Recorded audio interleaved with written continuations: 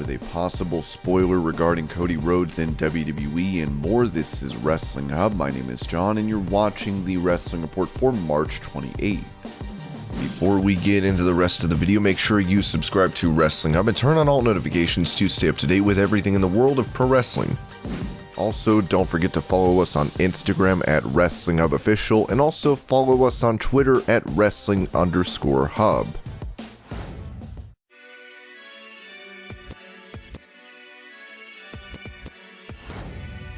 Ahead of her defending the SmackDown Women's Championship against Ronda Rousey, Charlotte Flair told Bleacher Report that her title reign will be forgotten following WrestleMania. For me, I think I would have liked to have more title defenses on pay-per-views, but under certain circumstances, it was cool being champion going into the Royal Rumble, because that's never happened before with the women. Having that match with Naomi, I've been waiting for that match for 5 years now, and we were finally able to have it on SmackDown last month. I thought that was incredible. It's so cliche. That was only a taste of what we can do. It was only one match. That was special for me. With Survivor Series versus Lynch, all I can say is that number 1 doesn't talk about number 2, but it was fun to revisit that bitter best friend storyline. I think whatever I've done throughout this entire run will be forgotten about after WrestleMania. I hate to say that because I loved working with Naomi and it was a pleasure being able to face Tony. I wish her the best. She has so much talent and is a star. I think, for me, everything will be forgotten once WrestleMania happens.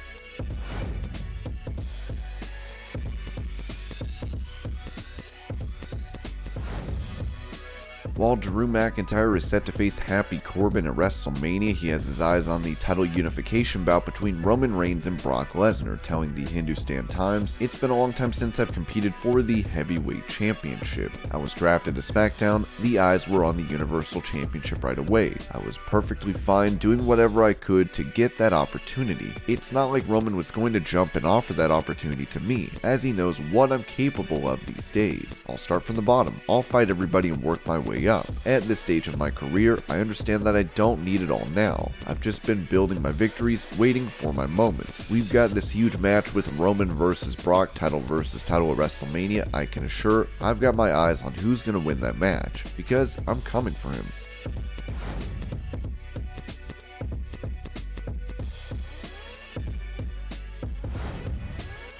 During an appearance on Busted Open Radio, FTW champion Ricky Starks mentioned that he is always asking for advice from the likes of Chris Jericho and Sting, revealing he is thankful for them never talking down to him. Sting is a genuinely great person to talk to about legitimately anything, and he gives his own insight that he can from his past experience. Same thing with Chris Jericho, and we just talked, and he actually does not talk to me like I'm so used to people talking down on me and talking to me as if there's such a difference in levels of where we're at, that sometimes I don't always approach them when I should, so I have started to get out of that more. With Starks currently involved in a feud with Keith Lee and Swerve Strickland, it'll be interesting to see how this plays out.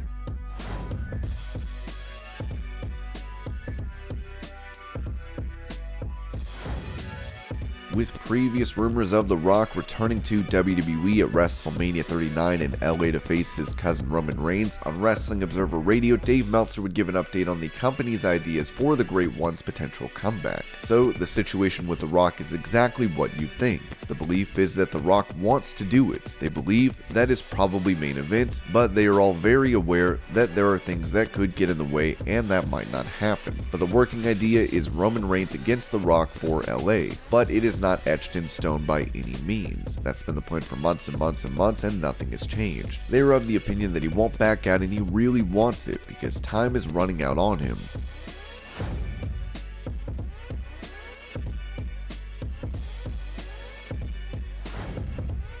Despite the majority of fans wanting to see him retire when he posted a poll on Twitter, former WWE star Ryback recently noted on his YouTube channel that he would like to have a match against Goldberg. Matchups interest me with an angle, and this is just me speaking honestly. A matchup, me versus Goldberg, regardless of whether it will be a retirement match or not, at Allegiant Stadium in Vegas. A match interests me with a story. There is a legitimate story there, right? I think that would be a big time matchup.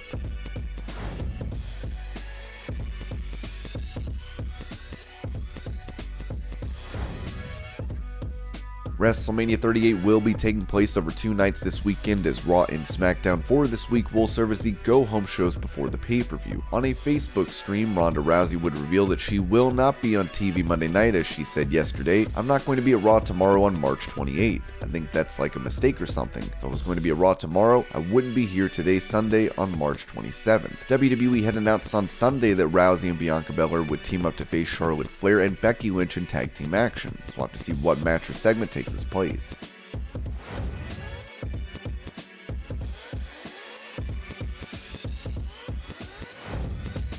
Talking about the main event of WrestleMania 38's first night, it was said on Wrestling Observer Radio that WWE is undecided on what match to put on last. I haven't checked since. When I did check last on this Wednesday, I think, and Ronda and Charlotte Flair was still, it's still the quote main event either way unless they change their mind, which like this week could happen 10 times, but it was still to go on last. But I know there's been talk of the Austin thing going on last.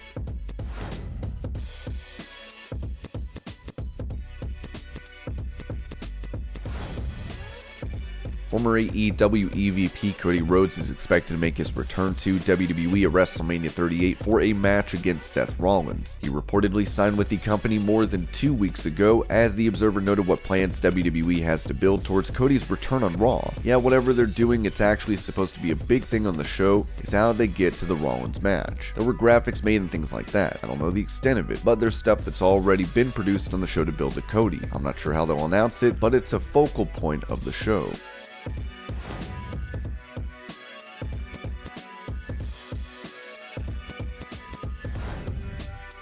On the Rob Brown show, Paul White was talking about how great of a performer Bryan Danielson is when he brought up that Bryan is constantly trying to choke him out backstage in AEW. I defy you to find a better in-ring technical wrestler today than Bryan Danielson, and I would never say that in front of him to his face, obviously. Daniel Bryan, Bryan Danielson, I keep calling him by the old name. He gave me my shortest title reign ever, I think, when I beat Mark Henry. My title reign was all of like 10 seconds, so there's still a lot of heat between Mighty Mouse and I. I'm just letting you know. I think that Bryan Danielson is a bully. That's a joke actually, but I think he's a bully. He has this thing where he'll come up behind giants and try to choke them out, so I always have to be really nervous in AEW. That creepy little monster is trying to run up behind me and choke me out. It makes my life in AEW a little bit nerve-wracking.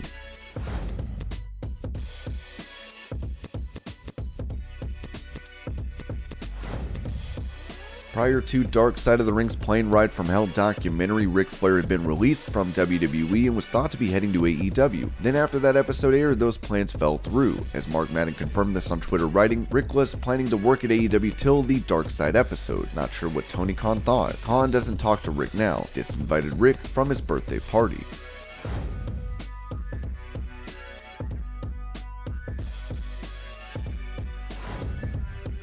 With Xavier Woods recently returning from injury on SmackDown last week, Kofi and Woods would take on Sheamus and his lackeys. When it comes to WrestleMania plans, Fightful would note that a reunited New Day was set for a match at WrestleMania that would see the three compete together at the event for the first time in 6 years. However, a major injury that resulted in Big E breaking his neck has significantly changed things. Originally, the trio were scheduled to face Ridge Holland, Sheamus, and Pete Dunne, now known as Butch, in some sort of 6-man tag team match on the show. As of Friday, we're told that the match was still planned with Kofi Kingston and King Xavier Woods set to face off with Sheamus and Butch. However, it was reiterated to us that the match could be changed to include Ridge Holland or scrapped altogether.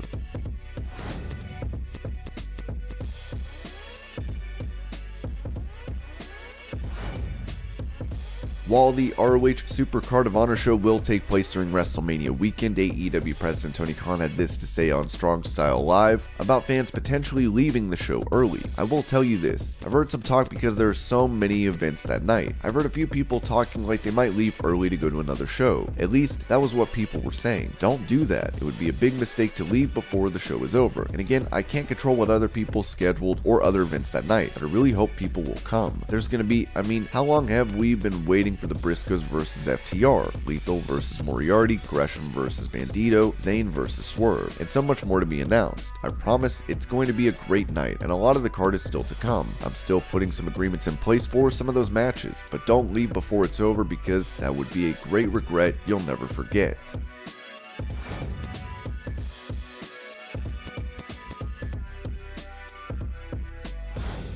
With more than 100 active roster members, AEW has many stars that are not able to be on television. Talking about this on his podcast, Arn Anderson was asked if talent being on TV then vanishing from the program was an issue, to which he said, "I agree 100%, my son being one of those if you remember correctly. His debut match was being partnered with Cody. They had a really good match with QT and one of the other kids, but it's been so far back, nobody remembers it. He had his 3 or 4 weeks. Now to his defense, because people get sick of me singing Tony Khan's praises, but his intention is, because now he's assembled quite a hell of a talent roster, to try to get everybody exposed. If you give 1 week or 2 weeks, and then they move on, I get exactly what you're saying. In order to get a person over, you have to have about 8 or 10 or 12 straight weeks of good TV. Now I am invested in this guy. Tony knows what he wants out of the shows. We support him 100%. I do agree that talent doesn't get exposed. Dante Martin is a very special kid. He got springs like nobody else in the business. Just a short time back, he had 2 or 3 or 4 really good weeks, and then now they disappeared down to dark. It's a dilemma that we have. We will figure it out. When you're bringing in Daniel Bryan, you're bringing in CM Punk, and no matter what you've done prior to that, that's going to kind of push everything else down a notch because those guys cost a heap of money to employ. When you bring them in, they're going to take precedence over anything else you had going on. That's the dilemma that we have. We will figure it out because Tony's intentions are giving people who are avid wrestling fans and intelligent folks what they want. And this was your Pro Wrestling News Update. I hope you're all having a great day. Thank you so much for watching, and I'll see you later.